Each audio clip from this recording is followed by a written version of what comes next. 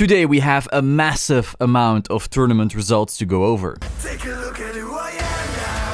I was older than ever, and if you ever doubted me, you should've known better. So welcome to another meta analysis. This time we're looking at a big chunk of tournaments. As always, we see what topped, we talk about why, and then you can draw your conclusions about the meta and its current state. Now the sources for today's results were We're Up Cardfight Consulting, Can You Say G, Bushiroad's own Facebook pages, and Different Fight, so thank you very much for that. We start off with Springfest New York, 1 week after the Melody Booster release. So it's a team tournament and we have 4 Bermuda Triangles in the top 4. I say this every time, because of the rules of Springfest, 4 is the biggest amount of representation in a top you can have. So every single team having Bermuda is nuts. It's very comparable to having 8 of the same decks in a top 8. As always, it's not exactly the same, but very comparable. So this is a major turnout. This really means something. We've been seeing the same thing in Japan with insane amounts of Bermuda Triangle in Standard, just taking all the top spots. So really not much to be said there. We already knew this.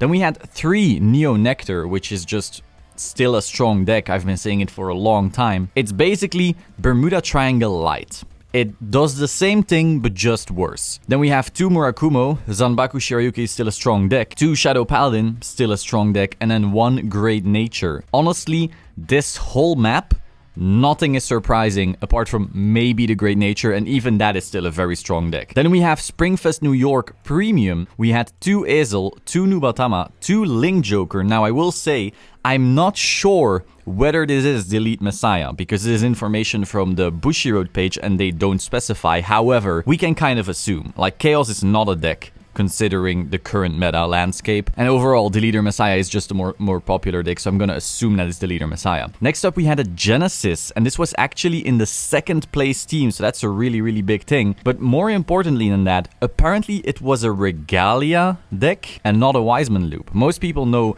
Genesis as, oh, it's the Wiseman loop, it's a hard to pilot deck, high ceiling. Like, doing the loop itself is easy, but doing it consistently every single game is very complex. But this is not Wiseman loop. This was apparently Regalia. What the hell? This is really cool to see. And we had 1 Gear Chronicle. Once again, a deck that keeps popping up, but never overly represented. Usually like 1 top max at a major event. Then 1 Pale Moon loop. Now this deck, fucking Christ. Once you know how to beat it, you should beat it every single time. It is so prone to being rushed. It is actually insane. If it does its thing, it auto wins, but when you know what it does, you just destroy it unless you get very unlucky. But it seems like people still don't know.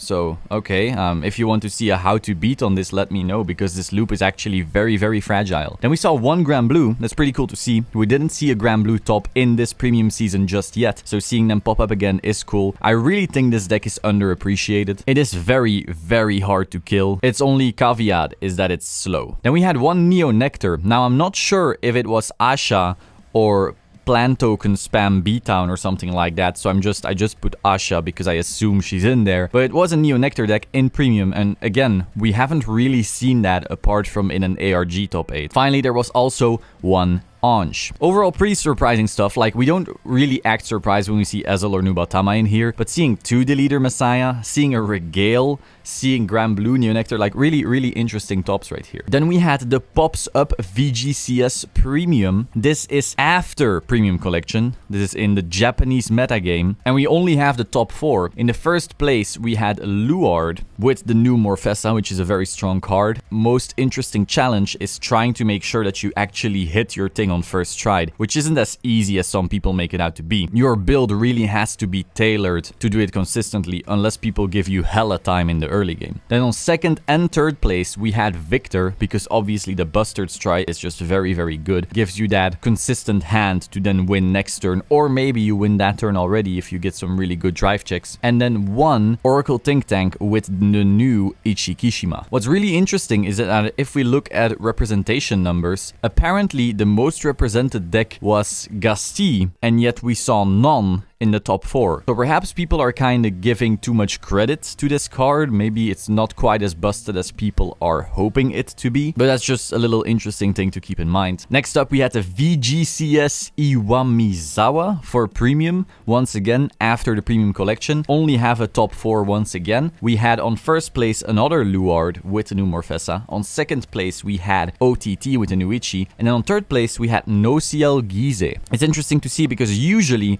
we start seeing pure Zerachiel these days with then healing even more of the protect markers, but here it's a Nociel one. And then on the fourth place we had an Ange, but not the typical Ange draw that we're used to seeing. It's actually Ange Melody with lots of harmony cards for the grade 2 game and so forth. So just a bit of a different list. We'll see if all Ange players start doing this post-premium collection. We also seem to see that Ange is becoming less popular post-premium collection. Perhaps the new strides are just giving other decks that a really good fighting chance. Then we have the GB Akiba qualifier for premium also after the premium collection. And all we know, or well assume we know, is that Great Nature one.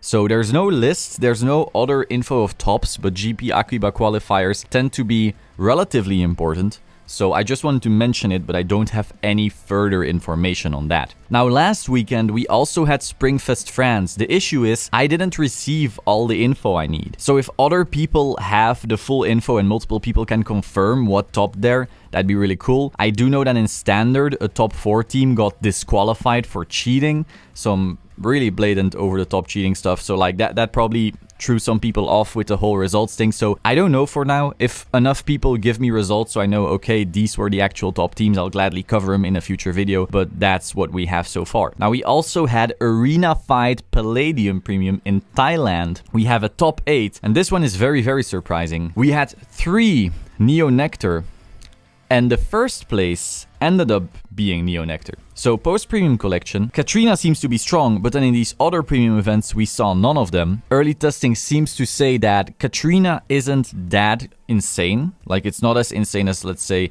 a Bustard. It's not as strong as a Morfessa, but it still has that very strong early game. It still has that beatdown, that rush, and clearly it did something right here. We also had 2 Azel, just still a solid deck, can still high roll. We have 1 Ange, yet again, not a major Ange turnout, but do note maybe people are trying to experiment with the new cards more so than sticking to the Ange. 1 Luard with the new Morfessa, and then 1 Gridora. Interesting thing is, many people were very afraid of Gridora, because yes, the skill is quite oppressive, but the issue is that when you go into the Gridora stride, sure, you don't really let your opponent play the game fully, but you yourself are not playing the game fully either. She doesn't really do anything beyond not letting your opponent play the game. Like, oh sure, finding a grade 3 from deck, that's cool and all, but it doesn't really push much, you don't plus much. If your opponent is able to call a full field from hand and just push you in the face, what are you really gonna do with this Gridora vanilla stride? So that's kind of the issue with that deck. Like, sure, Grand Blue and Pale Moon kind of cry because they just don't get to play, but every other deck can do something. And that something is usually stronger than the vanilla Gridora you just had to stride to make them not do something, if that makes sense. It's the same issue Op Tyrannos always had. You just pay 2 Counterblast and discarded a card, so your opponent can't play the game, but your turn is also garbage. So yeah, so far we do have this 1 Gridora top in the top 8, but we haven't seen much else just yet, and testing seems to indicate that as well. That is basically all for today. Those are the results we have so far. Hope you found this very interesting. If you did, please subscribe to the Solemn Vanguard channel, click the button to stay up to date, like the video if you liked the video, and let me know your thoughts in the comments down below. I will see you soon. Ciao.